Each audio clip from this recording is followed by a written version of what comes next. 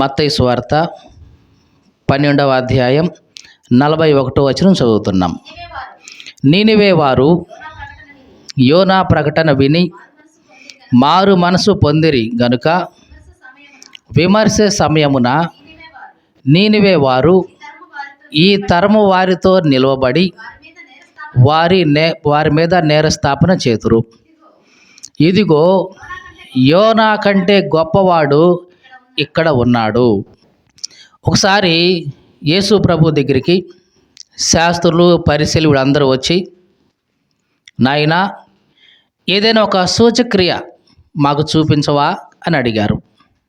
ఏం కావాలంటే వాళ్ళకి సూచక క్రియ. సూచక క్రియ అంటే అట్లా ముట్టుకోగానే మనిషి మారిపోవాలి, అట్లా ముట్టుకోగానే రోగం మాయమైపోవాలి, అలా ముట్టుకోగానే సజీవంగా బయటికి రావాలి. దీన్ని ఏమంటామంటే సూచక క్రియలు, అంటే చూడడంతో జరిగే క్రియలు. ఏదైనా ఒక సూచక్రియ చేయరాదు అని పరిసయ్యులు శాస్త్రులు అడిగారు. అడిగితే యేసు ప్రభు అన్నాడు, సూచక్రియ కావాలా? ఉంటే కానీ నమ్మరా మీరు? వ్యభిచారులైన ఈ తరము వారు సూచక్రియ అడుగుతున్నారు. ఎవరంట వీళ్ళు? వ్యభిచారులైన ఈ చెడ్డతరం వాళ్ళు, వీళ్ళకి సూచక్రియ కావాలంట. అయితే చెప్తాను, జాగ్రత్తగా వినండి. యోనాను గూర్చిన సూచక్రియే కానీ ఇక మరి ఏ సూచక్రియ మీకు అనుగ్రహించబడదు అన్నాడు. యోనాను గూర్చిన సూచక్రియే అంటే యోనా ఏం జరిగింది యోనా జీవితంలో? యోనా 3 రోజులు సముద్ర గర్భంలోకి వెళ్ళిపోయాడు. ఆ గొప్ప చేప తిమింగలం కడుపులోకి వెళ్ళిపోయి మరలా బయటకు వచ్చేసాడు. అలాగే మనుష్య కుమారుడు కూడా 3 రోజులు భూమి యొక్క గర్భంలో అంటే సమాధిలోనికి వెళ్ళి మరలా బయటకు వస్తాడు. జాగ్రత్తగా వినండి. యోనా ప్రకటన విన్నారు అంటే ఎప్పుడైతే గర్భంలోంచి ఏది చేప యొక్క గర్భంలోంచి బయటకు వచ్చిన యోనా ప్రకటన ఆ నినివే వాళ్ళు విన్నారు, విని మారు మనసు పొందారు. కాబట్టి ఇప్పుడు మీరు నా మాటలు వింటున్నారు, అయినా సరే మారు మనసు పొందటం లేదు. కాబట్టి నినివే వాళ్ళు ఈ తరమంతటి మీద నిలబడి వీళ్ళ మీద నేరస్థాపన చేస్తారు. అంటే వీళ్ళ మీద నేరం వేస్తారు. ఎందుకు నేరం వేస్తారు? ఏవండి, ఒకప్పుడు యోనా ప్రకటన విని మేము మారు మనసు పొందామండి. మేమంటే ఎవరు అనుకున్నారు? మేము, మా భార్యలు, మా పసిపిల్లలు, మా రాజులు, మంత్రులు అందరం కూడా మారు మనసు పొందామండి. అరే, యోనా కంటే గొప్పవాడైన యేసుక్రీస్తు ఉన్నాడు ఇక్కడ. యేసుక్రీస్తు చెప్తున్నా సరే వీళ్ళు మారు మనసు పొందట్లేదండి. కాబట్టి వీళ్ళు తీర్పుకు తగిన వాళ్ళు అని నేరస్థాపన చేస్తారంట నినివే వాళ్ళు. జాగ్రత్తగా చూడండి. నినివే అంటే ఏమిటంటే మహాపట్టణం. నినివే ఎట్లాంటిది అంటున్నాం? మహాపట్టణం, రాజధాని, క్యాపిటల్ సిటీ. దేనికి రాజధాని? మన భారతదేశానికి రాజధాని ఏంటి? ఢిల్లీ. ఎట్లాగో అష్షూరు దేశానికి రాజధాని నినివే పట్టణం. రాజధాని అంటే ఎట్లా ఉంటుందో మనకందరికీ బాగా తెలుసు. అన్ని వస్తువులు ఉంటాయి, అన్ని లగ్జరీస్ అనుభవించవచ్చు, అంతా ఉంటుంది అక్కడ. అక్కడ రాజు కూడా ప్రత్యేకంగా ఉన్నాడు, పరిపాలన కూడా అక్కడి నుంచే చేయిస్తున్నాడు రాజు, నినివే పట్టణంలోనే ఉండి. ఇక జరిగింది ఏమిటంటే ఈ యోనాని దేవుడు పంపించాడు నినివే పట్టణానికి వెళ్ళి దానికి దుర్గతి కలుగుతుందని ప్రకటించు అన్నాడు. ఏ గతి? దుర్గతి అంటే చెడ్డగతి వచ్చేస్తుంది, నాశనం అవుతుంది ఆ పట్టణం 40 రోజుల్లో. ఎన్ని రోజుల్లో టైం పెట్టాడు? 40 రోజుల్లో నినివే పట్టణం నాశనం కాబోతుందని ప్రకటించు అన్నాడు. యోనాకి పోవడం ఇష్టం లేదు. ఎందుకంటే ఒకప్పుడు వాళ్ళు శత్రువులు, ఇశ్రాయేల్ దేశం మీదకి వచ్చి ఎంతోమందిని చంపేశారు. ఇప్పుడు వాళ్ళకి దేవుడు శిక్ష విధించబోతున్నాడు. ఇప్పుడు నేను వెళ్ళి ప్రకటన చేస్తే వాళ్ళు మారు మనసు పొందితే, మనసు మార్చుకుంటే మరి వాళ్ళ సంగతి ఏంటి? నా పగ ఎట్లా తీరుద్ది అనుకున్నాడు. మొత్తానికైతే యోనాని తూర్పు దిక్కున బొమ్మంటే ఈ అయ్యగారు ఆ ఓడకి డబ్బులు ఇచ్చేసి, దాన్ని ఏమంటామంటే కేవు అనేవాళ్ళు. ఇప్పుడు కనుక టికెట్కి డబ్బులు ఇచ్చేసి అట్లా టికెట్ తీసుకొని పోతున్నామో, ఆ రోజుల్లో ప్రయాణానికి కేవు అనేది ఇచ్చేవాళ్ళు. అంటే డబ్బు ముట్ట చెప్పేవాళ్ళు. ఆ డబ్బులు ఇచ్చేసి చిన్నగా పడమటి దిక్కు ప్రయాణమైపోయాడు తర్షీస్కి. దేవుడు చూశాడు, నేను ఇటు వెళ్ళమంటే నువ్వు ఇటు వెళ్తావా, ఆహా చూద్దాం అనుకున్నాడు. కొంచెం లోపలికి వెళ్ళిపోయిన తర్వాత ఆ సముద్రం మీదకి తుఫాను దేవుడే రప్పించాడు. అతలాకుతలం అయిపోతుంది ఓడంతా. ఈ ఓడ నావికులు వీళ్ళందరూ కూడా మొత్తానికి చాలా ప్రయత్నం చేశారు, అవ్వలేదు. చివరికి ఓడలో ఉన్న సరుకులన్నీ బారబోశారు తేలిక చేయటం కోసం, అప్పటికి అవ్వలేదు. చేసేదేమి లేక అందరూ కూడుకొని, అబ్బాయి మీరు ఎవరో ఏ దేవుడిని నమ్ముతారో ఆ దేవుడికి ప్రార్థన చేసుకోండి, కనీసం వాళ్ళైనా మనల్ని కాపాడతారేమో అని అందరూ ఎవరి దేవుళ్ళని వాళ్ళు ప్రార్థన చేస్తున్నారు. ఈ అయ్యగారు యోనా గారు చిన్నగా పోయి ఓడ అమరవలో నిద్రపోతున్నాడు. ఈయన కోపం వచ్చింది చూసిన వాళ్ళకి, రేయ్ నిద్రపోతా లే, అందరూ ఎవరు కాళ్ళు వాళ్ళ దేవుడిని ప్రార్థన చేస్తే ఈ ఘట్టం నుంచి బయటపడేయాలని చూస్తుంటే నువ్వు నిద్రపోతున్నావా లే అని లేపారు. లేచి చూస్తే ఏముంది, చుట్టూ అల్లకల్లోలంగా ఉంది. యోనాకు అర్థమైపోయింది, ఓహో దేవుడు నన్ను ఇటు బొమ్మంటే నేను ఇటు పోతున్నా, ఇది దేవుడు వల్ల వచ్చింది నా వల్ల వచ్చిందేలే అనుకున్నాడు. అని ప్రార్థన చేయమంటే ఏమీ చేయలే, మామూలుగా ఉన్నాడు. ఇక వీళ్ళందరూ ప్రార్థన చేయటం అయిపోయింది. అసలు ఎవరి వల్ల ఈ కీడు వస్తుంది మనకి, ఎవరి వల్ల ఈ విపత్తు వస్తుంది, చీట్లు వేసుకుందాం రండి అని అందరి పేర్లు రాసి మనం కనుక చీటీలు వేసినట్టుగా చీటీలు వేసి తీస్తే ఎవరి పేరు వచ్చిందంటే యోనా పేరు వచ్చింది.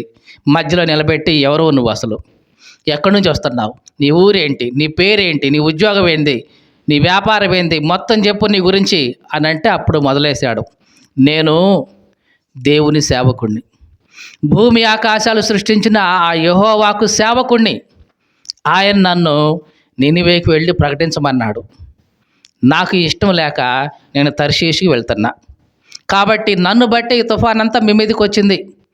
ఎంత పని చేసావయ్యా, నీ వల్ల మేము ఇంతమందిని ఇబ్బంది పడుతున్నాం, నీ వల్ల ఇన్ని సరుకులు వేస్ట్ అయిపోయినాయి, ఇప్పుడు మరి ఏం చేయాలి, ఈ తుఫాన్ ఆగాలంటే ఏం చేయాలి చెప్పు అంటే, నా వల్లే వచ్చింది కాబట్టి నన్ను ఎత్తి సముద్రంలో పడేస్తే ఈ తుఫాన్ ఆగిపోద్ది, మీరు క్షేమంగా ఉంటారు అన్నాడు.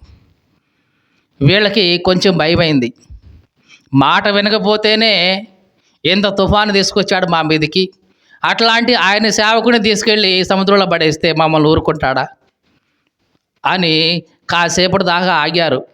ఇక చేసేదేవి లేక, నాయనా ఇదిగో నువ్వు పుట్టించిందే కాబట్టి దీనికి నువ్వే అని యోనాని ఎత్తి సముద్రంలో పడేశారు. దేవుడు చూసి ఊరుకోలేదు, ఒక గొప్ప చేపకి ఆజ్ఞ ఇచ్చాడు, అది వెళ్ళి యోనాను అట్లాగే మింగేసింది. 3 రోజులు ఆ చేప గర్భంలో అట్లాగే ఉన్నాడు, అరిగిపోలేదు. మీకు అర్థమైందా, అన్నం తింటే ఏమవుద్ది, అరిగిపోద్ది, కానీ చేప గర్భంలో అట్లాగే ఉండిపోయాడు 3 రోజులు. అంటే 3 రోజులు అది కూడా ఏమీ తినలేదు, తిని ఉంటే అరిగించుకునేట్టే శుభ్రంగా అరిగిపోయి ఉండేవాడు యోనా. 3 రోజుల తర్వాత మళ్ళీ అది ఒడ్డును కక్కేసింది. అప్పుడు దేవుడు మళ్ళీ అన్నాడు, యోనా ఇప్పుడైనా పోతావా అని అంటే, పోక చస్తానాయక పోతానాయనా అని అప్పుడు బయలుదేరాడు. వెళ్ళి నినివే పట్టణంలో ప్రకటించడం ప్రారంభించాడు. అది ఎట్లాంటి పట్టణం, అసలే రాజధాని, అది కూడా శత్రు దేశానికి రాజధాని. అట్లాంటి నగరంలో వెళ్ళి నిలబడి 40 రోజుల్లో ఈ పట్టణాన్నంతా దేవుడు నాశనం చేయబోతున్నాడు అని అంటే, వెంటనే వాళ్ళు విన్నారు. ఆ విన్న మాటలు వాళ్ళ ద్వారా రాజు దగ్గరికి పోయినాయి. ఆ పట్టణం ఎంత గొప్పదంటే, ఈ చివరి మొదలుకొని నడిస్తే ఆ చివరికి వెళ్ళడానికి 3 రోజులు పడుతుంది. మీకు అర్థమైందా, మీరు ఒకవేళ నందిగం ఈ చివరి నుంచి ఆ చివరికి పోవటానికి మహా అయితే 1 గంట 2 గంటలు సరిపోద్ది, ఈ చివరి నుంచి ఆ చివరికి పోవటానికి. కానీ ఆ మహాపట్నం ఎంత విశాలమైందంటే, ఈ చివర మొదలుకొని ఆ చివరికి పోవటానికి 3 రోజులు ప్రయాణం పడుతుంది, నడిచిపోవటానికి, అంత పెద్దది అది. అందుకని యోనా 3 రోజులు దూరం పోలా, 1 రోజు దూరం మాత్రమే పోయి చెప్పాడు. ఇక అందరికీ ఆ విషయం తెలిసి రాజు మొదలుకొని మంత్రి పిల్లలు అందరికీ కూడా రాజు ఆజ్ఞ ఇచ్చాడు, అబ్బాయి ఎవరో దేవుడంట మన మీదకి నాశనం తీసుకురాబోతున్నాడు, కాబట్టి మీరందరూ కూడా ఉపవాసం ఉండి ప్రార్థన చేయండి. రాజు ఉపవాసం ఉన్నాడు, మంత్రి ఉపవాసం ఉన్నాడు, పిల్లలు ఉపవాసం ఉన్నారు, పశువులను కూడా ఉపవాసం ఉంచారు. ఎవరిని ఉంచారు? పశువులను కూడా ఉపవాసం ఉంచి అందరూ కూడా ప్రార్థన చేస్తే దేవుడు దాన్ని మనసులో ఉంచుకున్నాడు. నా మాట వినగానే, నా తీర్పు వస్తుందని గద్దించగానే లోబడ్డారు కదా అని దేవుడు మనసు మార్చుకున్నాడు. దేవునికి స్తోత్రం కలుగునుగాక. యోనా ప్రకటన విన్నారు నినివే వాళ్ళు, విని మారు మనసు పొందారు. జాగ్రత్తగా చూడండి, దేవుడు ప్రవక్తల ద్వారా తన వాక్యాన్ని మనకు చెప్తున్నప్పుడు వినాలి, మారు మనసు పొందాలి. అప్పుడు మన జీవితం మీదకి రాబోతున్న శిక్ష కానీ, శాపమే కానీ, కీడే కానీ దేవుడు మన నుంచి తప్పిస్తాడు. లేదు, వినలేదు అంటే గనక దాని యొక్క ఫలితానికి నువ్వే బాధ్యుడివి. ఈ మధ్య వార్తల్లో బాగా వస్తుంది, అమెరికాలో ఒక పట్టణం బాగా తగలబడిపోతూ ఉందని. ఏ పట్టణం అది? కాలిఫోర్నియా పట్టణం. ఈ పట్టణం మీదకి చాలామంది దైవ సేవకులు ముందుగానే ప్రవచించారు.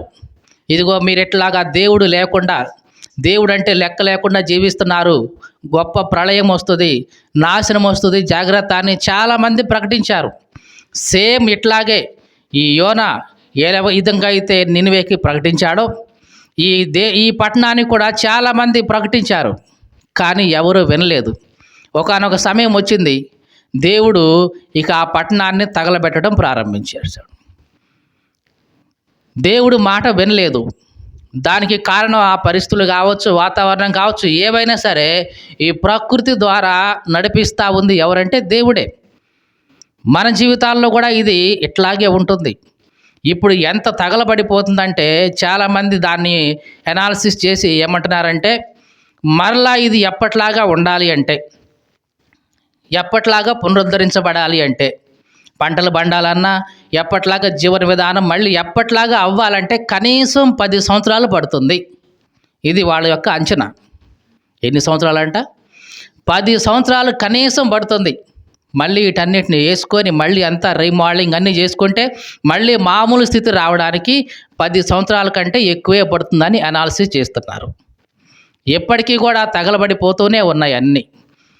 ఇళ్ళు, బిల్డింగులు అన్నీ కూడా తగలబడిపోతూనే ఉన్నాయి. ఇంత విపత్తు కారణం ఏంటంటే దేవుని మాట వినకపోవడం. ఈ మాటలు వింటున్న నా ప్రియ సహోదరి సహోదరుడా, దేవుడు ఆ అమెరికాలో ఉన్న కాలిఫోర్నియాలోనే కాదు, ఏ మూలన ఉన్న ఏ చిన్న గ్రామాన్ని కూడా ఆయన చేయగలడు.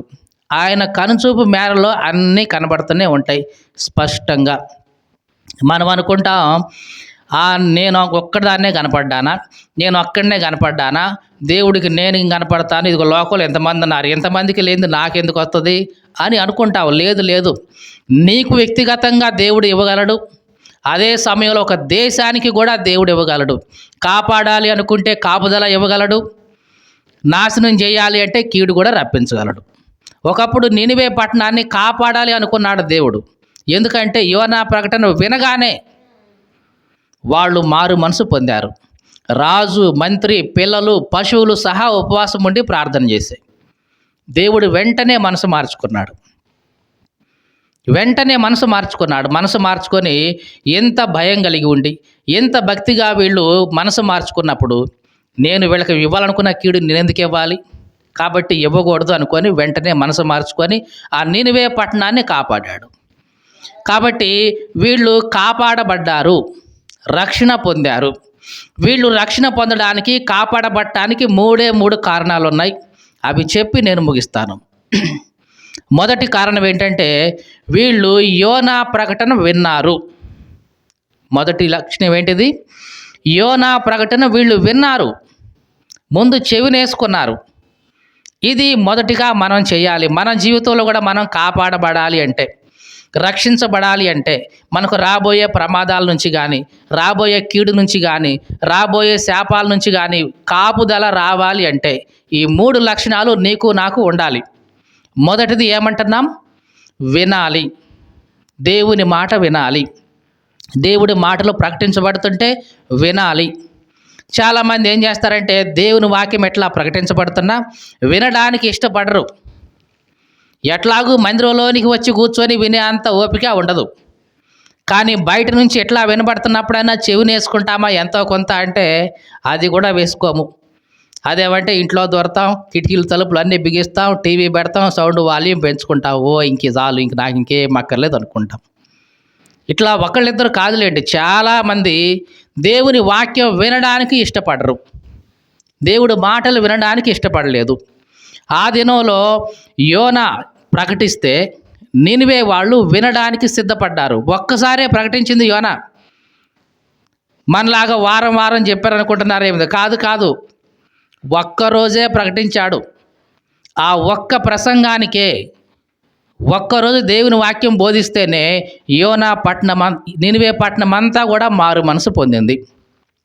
మరి మనకి ఎన్నిసార్లు వినబడుతుందో దేవుని మాటలు కదా, ఎన్నిసార్లు దేవుని వాక్యం వింటున్నామో మరి మనలో ఏమైనా స్పందన ఉంటుందా? వినడానికి సిద్ధంగా ఉన్నామా అసలు? చాలామంది దేవుని వాక్యం వినబడక కొన్ని వందల కిలోమీటర్లు ప్రయాణం చేసి దేవుని వాక్యం వినేవాళ్ళు. చైనా దేశంలో మనలాగా బాహాటంగా ఇట్లాగా ప్రార్థనలు జరిగించుకోవడానికి అవకాశం లేదు. వాళ్ళు అండర్ గ్రౌండ్లోకి వెళ్ళి, అండర్ గ్రౌండ్ ట్రైన్స్ ఉంటాయి, గంటకు 1500 కిలోమీటర్లు పోతాయి అవి. అట్లాగా వాళ్ళు కొన్ని వందల కిలోమీటర్లు ప్రయాణం చేసి అక్కడ ఎక్కడో రహస్యమైన స్థలంలో కూడుకొని ప్రార్థన చేసి దేవుని వాక్యాన్ని పంచుకొని విని అప్పుడు వస్తారు వాళ్ళు మళ్ళీ. మరి దేవుని వాక్యం మనకి ఎంత స్వేచ్ఛగా మనకు ప్రకటించబడుతుంటే, దేవుని వాక్యం మన చెవులకే వచ్చి చేరుతుంటే మనం ఎంత జాగ్రత్తగా ఉంటున్నాం? మనకు విలువ తెలియదు కాబట్టి ఇట్లా ఉంటున్నాం. విలువ తెలిస్తే చాలా విలువగా ఉండేవాళ్ళం. దేవుని వాక్యం యొక్క విలువ మనకు తెలిస్తే, అసలు దొరకకపోతే అప్పుడు తెలుస్తుంది విలువ కదా, దొరుకుతుంది కదా, అందుకని దాని విలువ తెలియట్లా. మీరు బాగా చూడండి, ఆహార విలువ నీకు ఎప్పుడు తెలుస్తుంది? అసలు ఇంట్లో ఏమీ లేనప్పుడు, గింజ మెతుకు లేనప్పుడు, ఎక్కడ పుట్టినప్పుడు దాని విలువ తెలుస్తుంది. అలాగే దేవుని వాక్యం విలువ నీకు ఎప్పుడు తెలుస్తుందంటే, అసలు దేవుని వాక్యం నీకు ఎక్కడ వినబడనప్పుడు, ఇక ఎక్కడ దొరకనప్పుడు, అప్పుడు నిజంగా దేవుని వాక్యం యొక్క విలువ తెలుస్తుంది. దేవునికి స్తోత్రం కలుగును గాక. హల్లెలూయా. కాబట్టి మొట్టమొదటిగా మన జీవితాల్లో చేయాల్సిన పని ఏమిటి? దేవుని మాటలు ముందు వినాలి. ఏం చేయాలి? వినాలి. ఎవరు ప్రకటిస్తున్నా వినాలి. ఒకవేళ దగ్గరికి వెళ్ళి వినలేకపోయినా కనీసం దూరంగా ఉండైనా సరే ఆలకించాలి. దేవుని వాక్యం ఏముందంటే, యెహోవా మీకు దొరుకు కాలమందు ఆయన మీరు వెదకండి. కాబట్టి మొట్టమొదటి లక్షణం ఏం చేయాలి? వినాలి. విన్న తర్వాత ఏం చేశారు వీళ్ళు? నమ్మారు, విశ్వసించారు. దేవునికి స్తోత్రం కలుగును గాక. హల్లెలూయా. ఇక రెండవ లక్షణం ఏమంటాం? వినడం మాత్రమే సరిపోదు, ఆ విన్నదాన్ని విశ్వసించాలి, నమ్మాలి. నమ్మారు కాబట్టే వాళ్ళు ఉపవాసం ఉండి ప్రార్థన చేశారు. అవునా కాదా? ఒకవేళ విన్న తర్వాత వాళ్ళకి దాని మీద నమ్మకం లేకపోతే, విశ్వసించకపోతే ఏమై ఉండేది? ఇట్లాంటివి ఎన్నో విన్నావులే, ఇదే ఏంటి, ఇట్లాంటి వాళ్ళు ఎంతోమంది వస్తున్నారు, ఎంతోమంది పోతున్నారు, వీళ్ళందరూ కూడా ఏదో డబ్బుల కోసం చెప్పేవాళ్ళు, వీళ్ళందరూ కూడా ఏదో లాభం కోసం చెప్పేవాళ్ళు, ఏదో పట్టుకుటి కోసం చెప్పేవాళ్ళు, ఏదో దశంభాగాల కోసం చెప్పేవాళ్ళు, చందాల కోసం చెప్పేవాళ్ళు, ఇట్లాంటి మాటలు ఎన్నెన్నో ఇదేంటి అని ఇట్లాగా తీసివేసి, ఎందుకంటే నమ్మట్లేదు కాబట్టి. యోనా విషయంలో యోనా ప్రకటన వాళ్ళు విన్నారు. విన్న తర్వాత ఏం చేశారు? విశ్వసించారు. విశ్వసించారు కాబట్టే రాజు, మంత్రి, అధికారులు అందరూ కూడా గోనె పట్టా వేసుకొని ప్రార్థన చేశారు. కాబట్టి రెండవ లక్షణం, నీవు నేను ఏం చేయాలి? విశ్వసించాలి. దేవుని మాటలు ఏం చేయాలి? విశ్వసించాలి, నమ్మాలి. అలా నమ్మితే నీ జీవితంలో దేవుని యొక్క కాపుదలను నువ్వు చూస్తావు. ఇక మూడవ లక్షణంగా వీళ్ళు ఏం చేశారు? మొదట విన్నారు, విశ్వసించారు. మూడవ లక్షణంగా వీళ్ళు చేసింది ఏమిటంటే విధేయత చూపారు. దేవునికి స్తోత్రం కలుగును గాక. విన్నారు, విశ్వసించారు, విధేయత చూపారు. వెంటనే విధేయత చూపారు. 40 రోజుల తర్వాత చూద్దాములే అనుకోలేదు. వెంటనే మారు మనసు పొందారు. ఎవరికి వాళ్ళే ఉపవాసం ఉండి ప్రార్థన చేయటం ప్రారంభించారు. ఎంత విధేయత చూపారంటే దేవుడే దిగి వచ్చి వా తన మనసు మార్చుకునే విధంగా దేవుడే తన మనసు మార్చుకునే అంత విధేయత వీళ్ళు చూపారు. మీకు అర్థమైందా? యోనా మనసు మార్చుకోవాలా, దేవుడు మనసు మార్చుకున్నాడు. మీకు అర్థమైందా? యోనా మనసు మార్చుకోవాలా, ఏ కాడికి వీళ్ళ మీదకి శిక్షే రావాలి కోరుకున్నాడు యోనా. అందుకోసం ఊరి అవతల పోయి పందిలు ఒకటి వేసుకొని పందిరి దాని మీద కూర్చొని ఇప్పుడు 40 రోజులు అయిపోయింది, ఇక నెక్స్ట్ డే వీళ్ళకి నాశనం రావాలి, ఎట్లా వస్తుందో కళ్ళారా చూడాలి, చూసి ఆనందించాలనుకున్నాడేమో. అక్కడ పందిరి వేసుకుని ఎదురు చూస్తా ఉన్నాడు, ఎట్లా వచ్చిందో చూద్దామని. చూశాడు, రోజంతా రాలేదు. మొత్తానికి ఆ రాత్రే దేవుడు ఒక సొర చెట్టును మొలిపించాడు. తెల్లారేసరికి అది చుట్టూ మంచి నీడ వచ్చేసింది, చల్లగా ఉంది, ఏసీలాగా. అబ్బా భలే గొంతుపోవాను. ఒకరోజు అట్లా గడిచిపోయింది. రెండవ రోజు రాత్రి పురుగు ఒకటి పంపించాడు. ఆ పురుగు ఆ ఏరుని కొట్టేసింది. చిన్నగా ఈ లోపల వడగాలి ఈచాడు దేవుడు. ఆ వడగాలితో మొత్తం ఆకులన్నీ పెళ్ళ ఎండిపోయినాయి. ఎండ వచ్చేసింది, ముఖాన్ని కొట్టింది, దిమ్మరిగిపోయాడు. కాసేపటి తర్వాత లేస్తే, యోనా ఏంటి ఈ సొర చెట్టు గురించి నువ్వు కోపించడం న్యాయమేనా అన్నాడు. అంటే ఎవరి మీద కోప్పడుతున్నాడు చివరికి యోనా? సొర చెట్టు మీద కోప్పడుతున్నాడు. రాత్రే బాగానే వచ్చింది, బాగానే అల్లుకుంది, మంచి నడిచింది. మళ్ళీ రెండవ రోజుకి ఎండిపోయి అనవసరంగా నాకు వడగాలి దెబ్బ తగిలింది అని సొర చెట్టు మీద కోప్పడుతున్నాడు యోనా. దేవుడు అన్నాడు, యోనా సొర చెట్టు మీద కోప్పడటం న్యాయమేనా అంటే, మరి న్యాయం కాదు. ఒక్కరోజుకి ఎండిపోయి మరి ఇంత ఉంటే ఒక్క రోజులో నువ్వు విత్తనం వేసావా? వేయలేదు. పెంచావా? పెంచలేదు. విత్తనం వేయలేదు, పెంచలేదు, ఒక రైతుల్లో పుట్టి నెక్స్ట్ డే అది అంతా ఎండిపోతే దాని మీదే నీకు అంత కోపం ఉంటే, ఒకళ్ళ ఇద్దరా? 1,20,000 మంది వీళ్ళు జనం. ఎంతమంది జనం? 1,20,000 మంది జనాభా ఉన్న నగరం ఇది. మరి ఈ నగరం అంతా కూడా ఇట్లాగా నాశనం అయిపోతూ ఉంటే మరి నేను పట్టించుకోవద్దా? పైగా వాళ్ళు మారు మనసు పొందున్నారు, ఉపవాసం ఉండి ప్రార్థన చేస్తున్నారు, మరి అట్లాంటి వాళ్ళని కాపాడొద్దా అని అంటే ఇక యోనాకి మాటలేదు. అట్లాంటిది 1,20,000 మంది జనాభా ఆ పట్టణం మొత్తం ఉంటే వాళ్ళు దేవుడు ఏమన్నారు? వాళ్ళని కుడి ఎడమలు ఎరగని వాళ్ళు. ఎట్లాంటి వాళ్ళంట వీళ్ళు? కుడి ఎడమలు ఎరగరు వీళ్ళు. అంటే మంచి చెడు ఏదో తెలియక వాళ్ళు చెడు చేశారు. ఎప్పుడైతే నా మాటలు విన్నారు, విశ్వసించారు, విధేయత చూపారు, మరి ఇట్లాంటి వాళ్ళని నేను కాపాడొద్దా యోనా? ఎందుకు కోపగించుకోవాలి వీళ్ళ మీద అని అన్నాడు. దేవునికి స్తోత్రం కలుగును గాక. హల్లెలూయా. వాళ్ళు తెలిసి తెలియక చేశారు. దేవుని శిక్ష వస్తుంది అని ఎప్పుడైతే దేవుని మాటలు వినబడ్డాయో వెంటనే మారు మనసు పొందారు. మొట్టమొదటిగా వాళ్ళు చేసిన మాటలు ఏమిటి?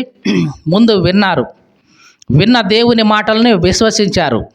ఆ విశ్వసించిన దానికి విధేయత చూపారు. కాబట్టి వాళ్ళ జీవితం మీదకి, వాళ్ళ దేశం మీదకి, పట్టణం మీదకి దేవుని యొక్క కాపుదల వచ్చింది. ఈ మాటలు వింటున్న ప్రియ సహోదరి సహోదరుడా, ఎంత కాలం నుంచి దేవుని మాటలు వింటున్నావు? కనీసం వింటున్నావా? విన్నావు, మంచిదే. మరి విన్నదాన్ని విశ్వసించావా? మంచిదే, విశ్వసించావు. మరి విశ్వసించిన దానికి విధేయత చూపిస్తున్నావా? చాలామంది వింటారు, ఈ చెవితో వింటారు, ఈ చెవితో వదిలేస్తారు. చాలామంది వింటారు, విశ్వాసం కూడా చూపుతారు, నిజమే అని నమ్ముతారు. కానీ నమ్మిన దానికి విధేయత చూపిస్తామా అంటే లేదు. ఈ మూడు నీ జీవితంలో ఉండాలి. వినాలి, విశ్వసించాలి, విధేయత చూపాలి. అప్పుడు దేవుని యొక్క కాపుదల, రక్షణ నీ జీవితం మీదకి ఉంటుంది. నీ కుటుంబమే కానీ, నీ సంఘమే కానీ, నీ వ్యక్తిగత జీవితమే కానీ, నువ్వు చేసే పనులే కానీ, వేటి మీదకైనా సరే దేవుని యొక్క రక్షణ, కాపుదల రావాలి అంటే ఇదిగో ఈ 3 లక్షణాలు నీ జీవితంలో ఉండాలి. ఏం చేయాలి? ముందు వినాలి, విన్నదాన్ని విశ్వసించాలి, విశ్వసించిన దానికి విధేయత చూపాలి. అలా చూపినప్పుడు ఆ నినివే మహాపట్టణాన్ని కాపాడిన దేవుడు నీ జీవితాన్ని కూడా భద్రంగా కాపాడతాడు. శ్రమల గురించి కాపాడతాడు, నష్టాల నుంచి కాపాడతాడు, కష్టాల నుంచి కాపాడతాడు. ఒకవేళ అవి నీ జీవితంలో వచ్చినా వాటి నుంచి ఎట్లా బయటపడాలో కూడా దేవుడు నీకు తోడుగా ఉండి నడిపిస్తాడు. దేవునికి స్తోత్రం కలుగునుగాక. హల్లెలూయా. కాబట్టి మనలను మనం పరీక్షించుకుందాం. మనం ఏం చేస్తున్నాం? వింటున్నామా? విన్న దాన్ని విశ్వసిస్తున్నామా? విశ్వసించిన దానికి విధేయత చూపుతున్నామా లేదా? మనలను మనం పరీక్షించుకుందాం.